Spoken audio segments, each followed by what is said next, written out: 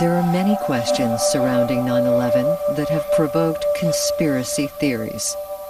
The sudden collapse of the Twin Towers has perhaps been the most controversial.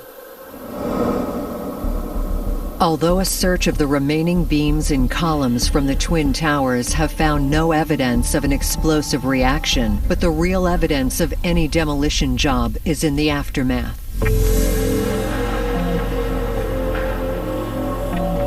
Columns in the World Trade Center debris did not have the distinctive cut of a shape charge with its permanent copper residue. I don't see any pictures where I see columns that have been cut like this. I see columns that are broken, I see columns that are cut with a torch. I don't see anything like this in any of the pictures I've seen. Charred detonators and other telltale signs were also absent in the World Trade Center cleanup. On the morning of September 11th, many building engineers and demolition experts were disturbed as they watched the collapse of the Twin Towers. No steel frame building in the history of the world had ever collapsed in this manner. A few had been knocked down by earthquakes, but never by fire, or even by planes. In 1945, the Empire State Building was hit by a U.S. Air Force B-25 bomber, killing 14 people, but causing no significant damage to the building's steel frame. The designers of the World Trade Center anticipated such hazards. The building was designed to have a fully loaded 707 crash into it. That was the largest plane at the time. I believe that the building probably could sustain multiple impacts of jetliners because this structure is like the mosquito netting on your screen door, this intense grid, and the jet plane is just a pencil puncturing that screen netting. It really does nothing to the screen netting. A 707, by the way, is heavier than the planes that hit the World Trade Center. And 20 minutes after the second plane crash, when nearly all the jet fuel had been burned up, the buildings just seemed to explode, throwing steel girders weighing hundreds of tons for hundreds of feet, burying them into buildings on the other side of the street. Virtually all of the fuel from the planes had been consumed in the first 20 minutes. Where did all this explosive force come from? But most of all, the engineers were disturbed by the apparent collapse of the enormously strong central core of the towers. An indestructible rectangle of 47 box beam columns made with 4-inch thick steel at the base, tied together with a tight net of more steel girders and trusses, making up the backbone of the World Trade Center. Even if the floors had pancaked around it, after the floors collapsed, we should have seen the central core standing tall, rising out of the smoke. And we do see parts of the core, for a moment, standing in the smoke, before they simply evaporate, inexplicably. Buildings have pancaked in the past, but they looked like this, not like this. why do we see no floors pancaked on top of each other? And so people began to look more closely at the video of the collapse, and they began to see more evidence that something else was going on. That the buildings had been taken down not by exploding planes, but by explosive charges planted in the building. In a professional demolition, you see what are called squibs, where the explosives occasionally vent their explosive force out the side of the building. And sure enough, when you look, you can see squibs going off all over. The specialized explosive used by professionals to demolish a steel frame is called thermite. It is placed in key locations and melts large steel joints in an instant, which is precisely what we see here. Look closely at this photograph. This is one of the box girders of the central core. Look at it. It's been clearly melted. Although jet fuel does not create anything near the heat necessary to melt steel, the physicists and engineers began to find evidence of large amounts of molten steel pouring out of the side of the building, pouring down into the basement, creating incredible temperatures, 1100 degrees at the top of the rubble pile 6 weeks later. Still on the rubble, it's still, I believe, 1100 degrees. The guy's boots just melt within a few hours. And turning up months later as huge chunks of iron and concrete slag. And slowly, other information began to come out. Information that proved dramatically and indisputably the true nature of the conspiracy behind this horrible crime. We learned that at 5 o'clock in the afternoon, Building 7, a 42-story glass and steel structure located across the street from the World Trade Center, collapsed. It was not hit by any planes at all.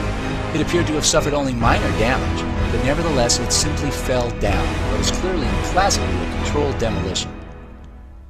But you ain't heard nothing yet. Larry Silverstein, the leaseholder of the World Trade Center, accidentally told PBS that he had the building demolished. I remember getting a call from the fire department commander telling me that they were not sure they were going to be able to contain the fire. And I said, we've had such terrible loss of life. Maybe the smartest thing to do is pull it. And they made that decision to pull, and then we watched the building collapse. Outrageous. Simply outrageous. It takes months of preparation and planning to do a controlled demolition like this one. They had to have put these charges in place before September 11th. Larry Silverstein was kind enough to tell us that they demolished this building on September 11th. And they made that decision to pull, and then we watched the building. But who is they? And are we supposed to think that they didn't have explosive charges in place in the Twin Towers? Of course they did.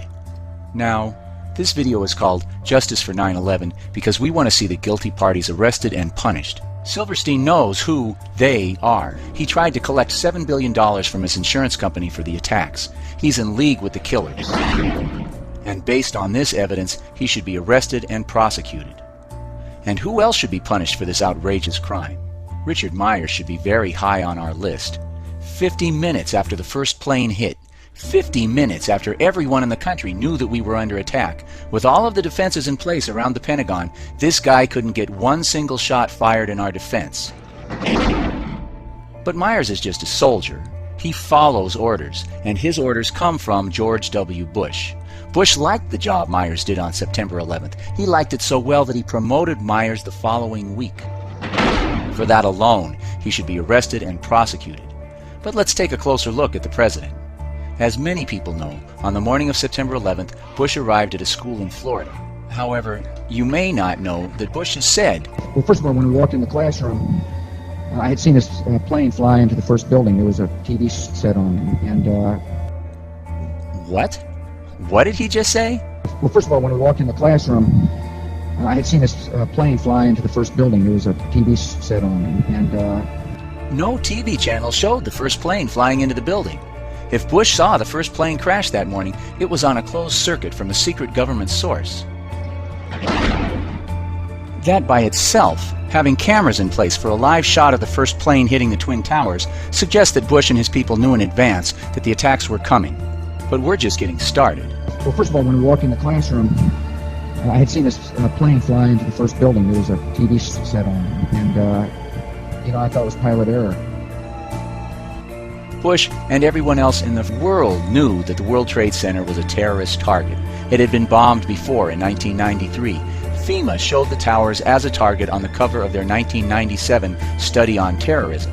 The Justice Department showed the towers as a target on the cover of their manual distributed to local police in the year 2000. For 2 years, the Pentagon had been running drills in which the towers and the Pentagon were targets of hijacked planes. And on August 6th, 36 days before the September 11th attacks, Bush was given a briefing from a CIA memo on the threat of terrorist attacks. I believe the title was Bin Laden Determined to Attack Inside the United States. And Bush wants us to believe that with all that background, he and his advisors thought that this was pilot error, and thought that the best way he could carry out his oath to defend the citizens of the United States was to sit and listen to a story about a pet goat. After the second plane struck, Bush's chief of staff walked in and told him that the country was under attack. And Bush continued to sit there as his people begged for rescue. If you believe his story, this shows the grossest criminal negligence for which he and his entire staff should be arrested and prosecuted. Secretary Rice also pleaded innocent by reason of stupidity. And I said no one could have imagined them taking a plane, slamming it into the Pentagon, I'm paraphrasing now, into the World Trade Center, using planes as missiles. But she and President Bush are clearly lying. Let's present this one point again. As late as June 2001, 3 months before the attacks, the Pentagon conducted drills in which they pretended that hijacked airliners were being crashed into the World Trade Center and the Pentagon. They knew.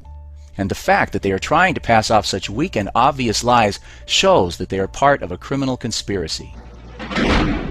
They want us to think that they were asleep, mentally. But you see, it doesn't matter if they were asleep. I mean, suppose the attacks had been at 3 a.m., when Bush and Rice actually were asleep. What then? Is that all terrorists have to do, is wait for these guys to go to sleep? You see, The U.S. has the world's biggest, most advanced, and most expensive defense systems. There are procedures that are followed, whether our leaders are asleep or awake. 24 hours a day, 7 days a week, 365 days a year, there are high-speed jet fighters fired up and sitting on the runway, waiting for an attack, waiting for a plane to diverge from its flight plan and start heading where it doesn't belong. This happens about 100 times a year, that these planes have to take off and catch somebody who's wandered into the wrong place. These standard procedures should have stopped the attacks on the World Trade Center, and the planes at Andrews Air Force Base would have taken 8 seconds to reach the Pentagon. Again, they didn't need orders from the President or the National Security Advisor to do it. The destruction in New York and at the Pentagon did not occur because someone failed to order jets to intercept and shoot down the hijackers. Someone gave an order not to shoot, or else no doubt there would have been shots fired. The question is, who gave the order? And just as Silverstein accidentally told PBS that they had explosives in place in Building 7, they made that decision to pull, and then we watched the building collapse. Norman Mineta, the Secretary of Transportation, accidentally told the 9/11 Commission who gave the order not to attempt to intercept or shoot down the planes. Mineta testified that at 9:28 he was in a bunker under the White House with Vice President Cheney. There was a young man who would come in and say to the Vice President, the plane is 50 miles out, the plane is 30 miles out. And when it got down to the plane is 10 miles out, the young man also said to the Vice President, do the orders still stand? And the Vice President turned and whipped his neck around and said, of course the orders still stand. Have you heard anything to the contrary? Cheney said, the order still stands, and a few moments later a plane smashed into the Pentagon. A giant, slow-moving 757 that could not even have penetrated Pentagon airspace on September 10th. On September 11th, not only penetrated Pentagon airspace, but crashed into the Pentagon. So, what was Cheney talking about when he said, the order still stands? What order still stands? Obviously, with all the vast defenses in place to protect the Pentagon, if it was an order to shoot, the plane would have been shot down, no? Isn't that obvious? If it were an order to shoot, the people who failed to fire even one shot would have incurred the wrath of Dick Cheney, would have been court-martialed instead of promoted, no? If it were an order to shoot, the young man would not have run to Cheney to find out if the order still stood. He would have been busy carrying out the order to shoot, obviously. So it's also obvious that Cheney had ordered the defenses not to shoot, but to stand down. He had ordered no shots to be fired. No wonder the young officer couldn't believe it. Can you believe it? Because Mineta's sworn testimony provides the clearest possible evidence for a criminal indictment to be brought against Cheney. And this indictment must be brought against him and the rest of these criminals before they kill again. If we don't stop them, I'm afraid, we will deserve what we get. These criminals have already been shown to have used anthrax, biological weapons from military stockpiles, against American citizens, including U.S. senators. What this article says is that the anthrax which killed secretaries in Senator Daschle's offices matches exactly the DNA of the anthrax manufactured by the U.S. military. Both samples had to have come from the exact same cow. They've already been shown to be studying methods for delivering these weapons massively against the American people. Please, for your own sake, for the sake of your children and grandchildren, sign this petition. Take it and circulate it and return it to us. It may already be too late to stop them, but it's way too early to quit trying. What I found last year was in the dust these chips that were red on one side and gray on the other side. And I had access to scanning electron microscope. And sure enough, there was in the red side iron and oxygen, implying an iron oxide, and aluminum, the ingredients for thermite. And then we look in the literature and compare, and sure enough, the fellows at Livermore National Lab, I'm not saying they're implicated here by any means, but they describe a material that has all these elements. It's a very high-tech form of thermite called super thermite.